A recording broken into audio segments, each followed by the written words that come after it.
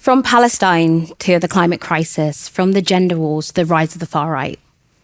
We're living in a time of where I feel like all of the biggest political issues of our time can boil down to one root cause: a crisis of belonging.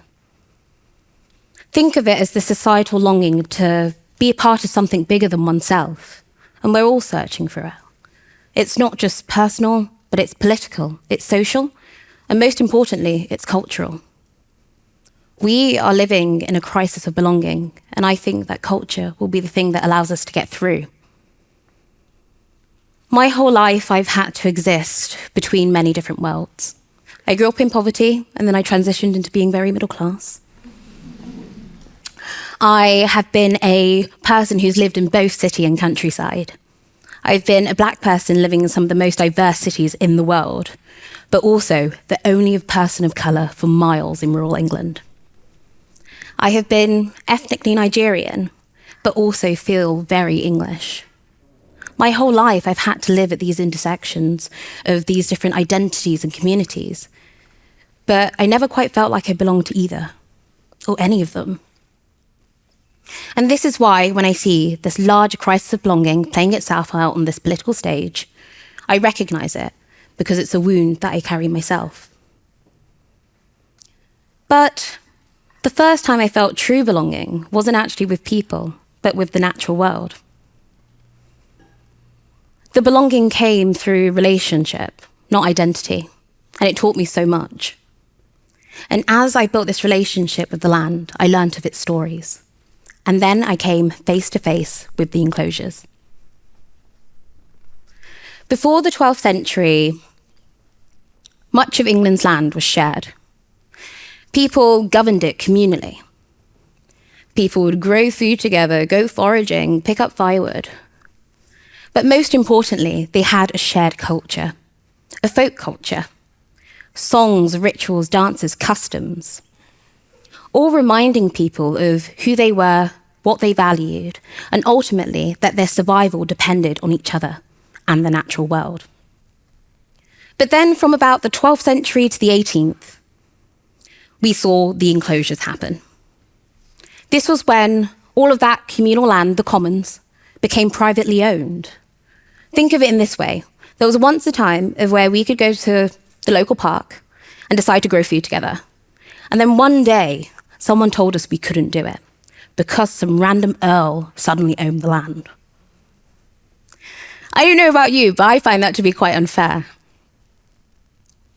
And not only did it sever people from their land, but it severed people from those shared cultures, the festivals that reminded themselves of how they lived together.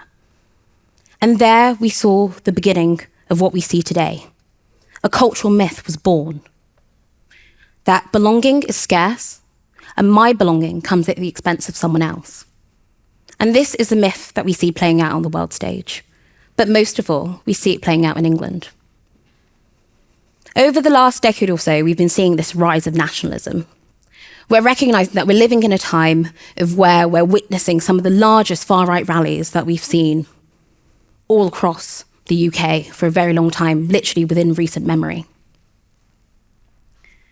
And with this, it kind of surprises me because we keep seeing the St. George Cross. The St. George Cross is quite interesting to me because it's actually one of the oldest symbols that we have for ourselves in this country.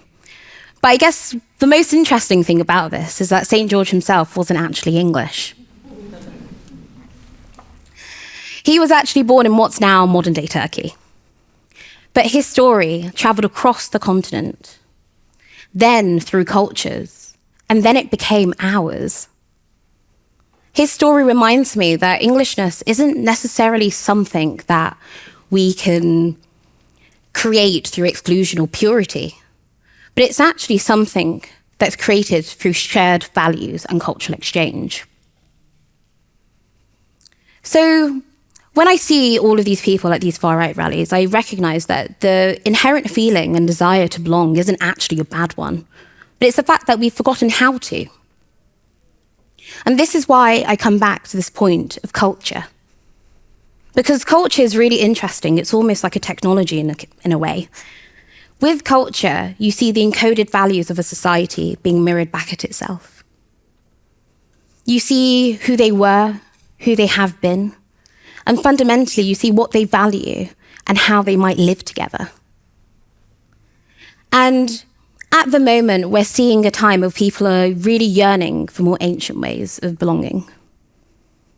And as I talked about the folk culture before, we're also seeing a beginning of a new folk revival happening in this country right now, of where people are going into the archives, finding out about all these old dances, rituals, and customs that once were performed on the commons, and they're bringing it to try and reimagine what it could look like today for all of us.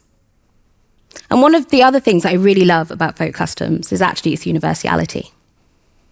The fact that all across the world, we can see each other in a way that's really interesting. So take the Whittlesea straw bear. The Whittlesea straw bear is a man dressed head to toe in straw, parading around a town, celebrating the next farming year.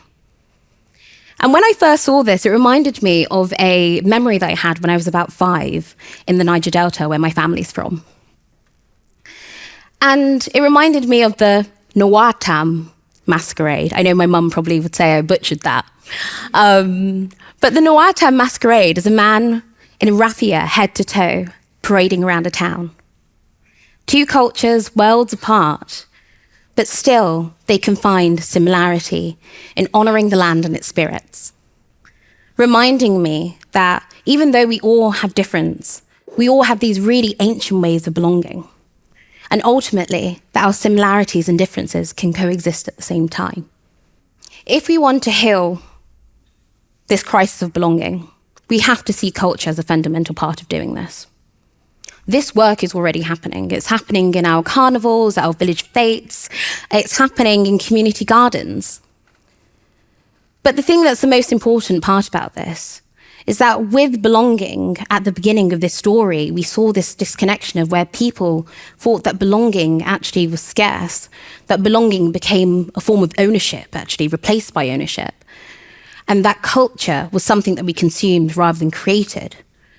And we need to recognize that that's not the case. We cannot be audiences to this. We have to be creators. We have to be storytellers. We have to be makers. Because the cultural myth that lives in this time now shouldn't be this way. And we get to choose the next cultural myth we live by. Thank you.